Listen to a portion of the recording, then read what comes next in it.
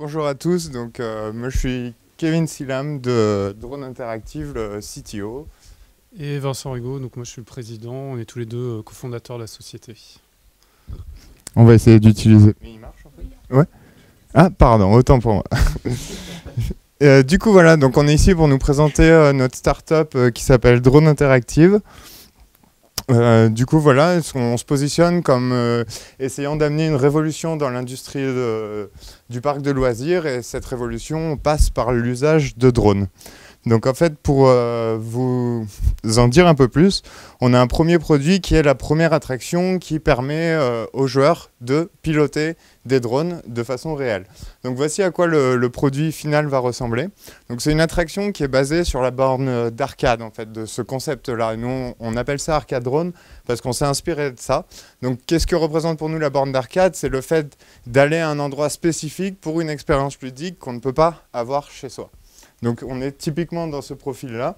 Et du coup, on permet aux joueurs de piloter des drones de manière intuitive. Donc je ne sais pas ceux qui ont déjà essayé de piloter un drone, mais c'est pas facile. Moi, le dernier a fini dans un mur. Du coup, en fait, on a développé des algorithmes qui permettent à des enfants de 6 ans, et on l'a testé, de piloter des drones sans problème, ainsi que des algorithmes qui empêchent les crashs de drones et qui empêchent aussi les drones de sortir de la cage de son, ce qui évite d'autres problèmes assez faciles à imaginer. Et en plus de ça, en fait, nos drones sont équipés de caméras et on propose aux joueurs de voir, donc d'expérimenter ce qu'on appelle le FPV, qui est très connu des courses de drones, qui permet donc de prendre le point de vue du drone. Et par-dessus ça, on va rajouter une couche de réalité augmentée, ce qui nous permet en fait d'amener différentes expériences basées sur le pilotage de drone, mais qui vont nous permettre voilà, d'amener un monde virtuel et tous les ajouts que le jeu vidéo peut permettre d'amener en termes d'expérience. Donc nous, ce qu'on vise, c'est de faire une attraction clé en main. Là, on rentre dans les critères qui sont très importants pour les parcs de loisirs. Donc on veut de l'autonomie pour cette attraction. Une des premières problématiques qui arrivent en fait avec le drone quand on parle d'autonomie, c'est le temps de vol. Du coup, on a développé des choses qui permettent aux drones d'aller atterrir sur leur base quand les batteries sont vides, et ça va changer automatiquement la batterie vide par une batterie pleine, ce qui nous permet de recharger la batterie vide pendant que le drone vole et d'ainsi d'enchaîner sans aucun délai toutes les parties. Donc c'est un des premiers algorithmes que j'ai développé. Nous, un autre intérêt, en fait, c'est qu'on a, par rapport au mètre carré utilisé, un nombre de joueurs élevé, ce qui est un critère aussi important pour les parcs de loisirs.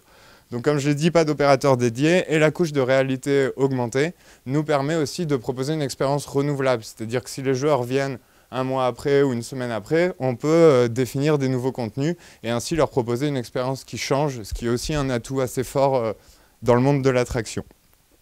Du coup, voilà, pour rentrer un peu plus dans les contenus, donc on s'est fait accompagner par un studio de jeux vidéo pour améliorer la qualité de tout ça. Et du coup, voilà, là vous avez des images de notre stand prototype qu'on a présenté le mois dernier à Amsterdam, donc au salon de l'attraction. Donc nous, l'idée, voilà, c'est vraiment d'avoir une base, une plateforme qui est ce qu'on pourrait appeler une console, en fait, un petit peu particulière, mais une console avec tous ces nouveaux jeux, en fait, qui vont être alimentés au fil et à mesure de l'avancée de l'attraction et de notre causée. Du coup, voilà, pour préciser un peu notre parcours, donc il y a 2 ans, Vincent a attaqué la phase de maturation du projet avec déjà toutes ces idées en tête. On a eu la chance de présenter le premier prototype au CES de Las Vegas cette année, ce qui a été un vrai tremplin en termes de contact et aussi ce qui a confirmé assez vite l'attractivité du produit et du marché à ce produit-là. Du coup, on a créé la boîte juste après, dans la foulée, en février 2018. Et on a aussi eu la chance, comme je le disais, de participer le mois dernier à l'Euro Attraction Show, qui est vraiment plus notre cible, contrairement au CES. Et là, on a eu vraiment de très bons retours en fait, de tout le marché qui ont vu un attrait en termes de nouveautés d'attractions, aussi en termes d'attractions renouvelables, et de voir tous les avantages que ce qu'on appelle les attractions basées médias peuvent amener par rapport à l'ancien monde de l'attraction. Il fait vraiment chaud ici. Du coup, là, on est dans la phase d'industrialisation du produit. Donc, on est en train de produire la version que j'ai montrée tout à l'heure. Et on est en cours de discussion pour trouver un pilote et commencer à déployer une première installation in situ, de la confronter au public, même si on a déjà plus de 2000 personnes qui ont joué.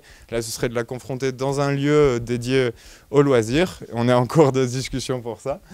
Et on espère, voilà, on est en train de discuter aussi pour faire notre première vente en début d'année prochaine du produit final qui aura été testé et éprouvé. Est-ce que vous avez des questions par rapport à... Je suis allé très vite en fait, mais c'est la chaleur qui m'a... Est-ce que vous avez des questions par rapport à ça? En tout cas, je vous invite à venir nous parler si vous en avez déjà à l'occasion du pot. Voilà. Ok. Merci. Merci.